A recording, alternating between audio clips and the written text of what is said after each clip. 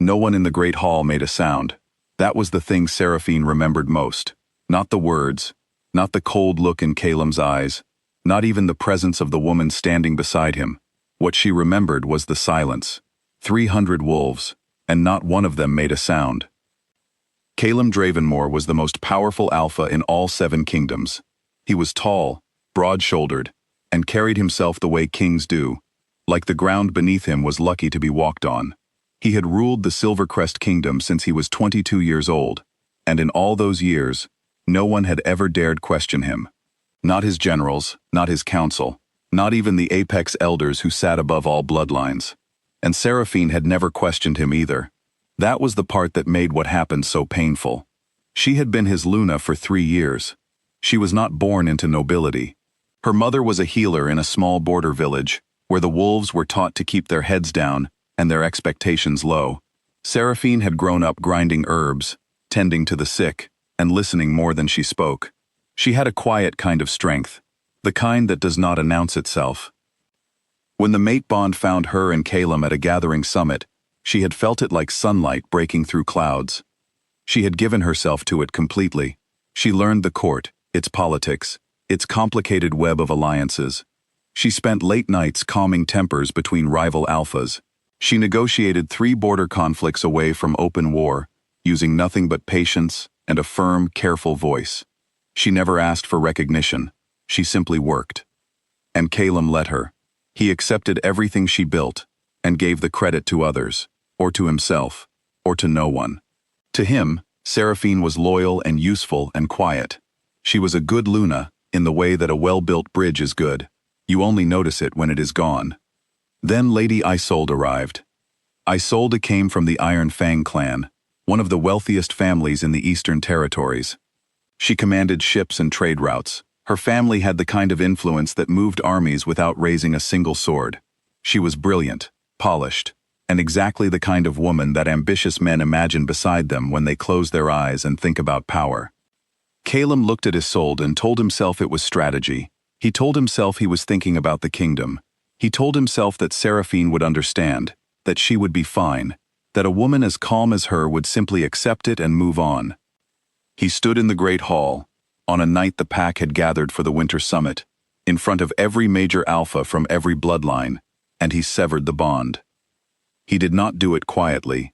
He did not take her aside. He spoke the words of rejection loudly, clearly, and without hesitation, with Isolde standing at his right and the entire court watching. He said that Seraphine was no longer his Luna. He said she had never truly been worthy of the title. Seraphine stood still. She did not fall. She did not beg. She did not raise her voice. She simply stood there with her hands at her sides and looked at him.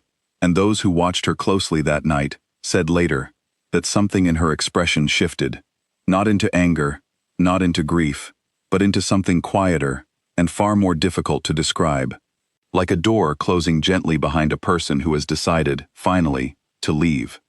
She was escorted from the palace before midnight. No belongings, no horse, no escort.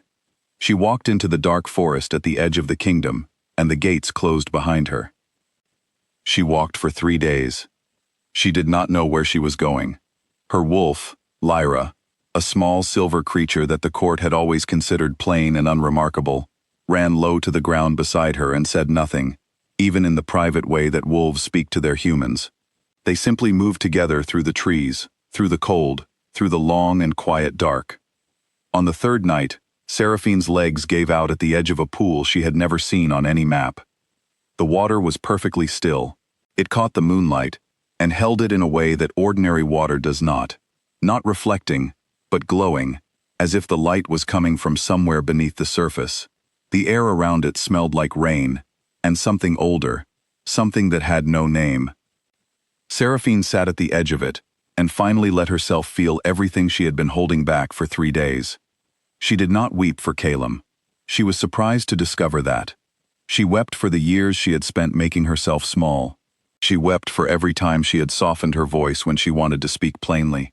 She wept for the version of herself that had believed, quietly and stubbornly, that goodness would eventually be seen. The voice came at midnight. It did not come from the water or the trees or the sky. It came from somewhere inside her chest, warm and certain, the way truth sometimes arrives not as a sound, but as a feeling you can no longer ignore. She said, "You have always belonged to me. He did not cast you out. I called you home." Seraphine looked up. The moon was full, and so close it seemed impossible. And then something happened that no one was there to witness, but that everyone who encountered Seraphine afterward could see in her. She changed. When she stood up from the edge of that pool, her hair had gone silver white from root to end. Her eyes, once a soft gray, burned gold as two small suns. And Lyra, quiet, plain, unremarkable Lyra, stood beside her at nearly twice her previous size, her silver fur glowing faintly, her presence pressing against the air with a weight that was not natural, and was not frightening, but was, unmistakably, holy. The moon goddess had not chosen Seraphine in that moment. She had been chosen long before. The pool had simply been the place where Seraphine finally stopped running from it. She did not return to Silvercrest. She did not send word to Calum. She turned away from the direction of the palace and walked toward the outer edges of the kingdoms, the places that maps marked as border territories and rulers marked as unimportant. What she found there changed her purpose entirely. The outer territories were full of people who had been forgotten, wolves whose alphas had died in the last war and who had no one to answer to, families who had been displaced from their packs and were living at the edges of other people's lands, with no rights and no protection. Children born without wolves, which the inner courts called a curse, who had grown up believing they were broken. Seraphine set up camp near a village that had not received aid from any kingdom in 4 years. She healed the sick the way her mother had taught her. She listened to disputes and helped settle them with the same calm, firm voice she had used in Calum's hall, except now, there was no one above her to take the credit. And Lyra began to do something that no one had ever seen or recorded. A wolf who had gone silent after years of grief, whose connection to her beast had simply shut down like a door closed too hard, spent one evening near Lyra and felt, by morning, the first faint warmth of that bond returning. A young man who had been told since childhood that he was cursed, that he would never shift, dropped to his knees on the grass one afternoon while Lyra walked past him and felt his wolf for the first time. He wept so hard he could not stand. The people in the outer territories did not keep these things to themselves. Word moved the way fire moves, faster than anyone planned and further than anyone expected. They did not call Seraphine a Luna. They did not call her an Alpha. They searched for the right word and eventually settled on one that had not been used in 4 centuries. They called her the High Queen. The name reached the inner courts within 2 months. When an emissary from the Eastern Salt clan spoke it aloud at a formal summit, the room went quiet in the same way the Great Hall had gone quiet the night Seraphine was rejected. Completely, all at once, as if the silence itself had been waiting. Calum laughed. It was the kind of laugh that is actually the sound of fear being covered quickly. By then, his kingdom had already begun to show the cracks.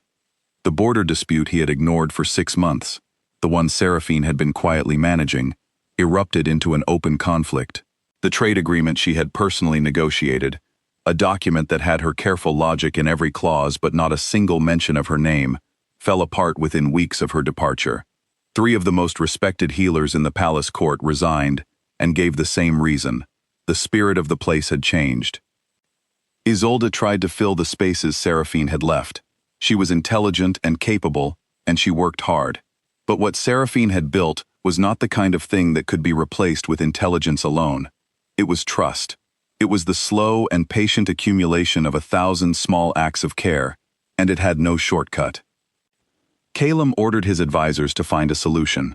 They could not find one, because the solution had already walked out of his gates and into the forest. The Apex Elders, the 7 oldest bloodlines in the world, who held the authority to recognize or remove rulers, sent a formal letter to every kingdom. They were convening a summit. The matter before them was a title that had not existed since the age before written records: High Queen of all Packs, chosen of the moon. The letter did not name Seraphine. It did not need to. When Calum arrived at the summit hall, she was already there. She was standing near the far window, looking out at the mountains, completely still. She was wearing no crown. She had no escort. She had come the same way she did everything, simply, and without needing to perform her arrival. She turned when she heard him enter. She looked at him with those gold-burning eyes. She inclined her head, the polite, measured acknowledgement of one equal to another, and then she looked away again. He had prepared for many things. He had prepared for coldness, or anger, or tears, or demands. He had not prepared for indifference, not the indifference of someone who does not care, but the indifference of someone who has moved so far beyond the wound that they no longer need to pick at it. 6 of the 7 Apex elders voted before the formal argument was finished. The 7th, Calum, abstained. It was, several observers noted quietly, the most honest thing he had done in a long time. The anointing ceremony was held outdoors, under the full moon, in a clearing of neutral ground that had not belonged to any kingdom for centuries. When the moonlight touched Seraphine's shoulders, every wolf present felt it, a warmth that moved through the chest, a sound like a single clear note struck from a bell that had no physical body, a feeling of something vast and ancient, turning its full attention toward the earth, and seeing, for just a moment, everyone standing on it. Seraphine raised her chin and accepted it. She built her council beginning with the outer territories, the people who had been forgotten first and longest. She extended formal protection to every wolf who had been declared packless. She established a new law that said no child born without a wolf could be called cursed, because the moon goddess had told her personally that there was no such thing as a broken soul. She was called strict by those who wanted favors. She was called fair by those who wanted justice. Both were correct. Selim continued to rule Silvercrest for many years. He was a competent king, not a great one. He never remarried. In his later years, a historian asked him directly whether he regretted what he had done in that great hall. He was quiet for a long time. Then he said, "I did not cast her out. I simply could not see her, and she was always going to become what she became. I think, if I am honest, that terrified me." He paused once more and added, "The moon goddess did not take anything from me. I gave it away myself. I just did not understand what I was holding until it was gone." Lyra outlived every wolf the record keepers had ever documented. When scholars debated the number, they could not agree. The people in the border villages and outer territories did not debate it at all. They said she had never died. They said she had simply walked back into the moonlight, the same way she had walked out of it. And Seraphine ruled with the same quiet strength she had always carried. Except now, it had a name, and a throne, and the full weight of something ancient and certain standing behind it. Not because she had fought for it, not because she had demanded it, because she had simply, all along, been exactly who she was, and the moon goddess, who sees everything, had been waiting patiently for the rest of the world to catch up.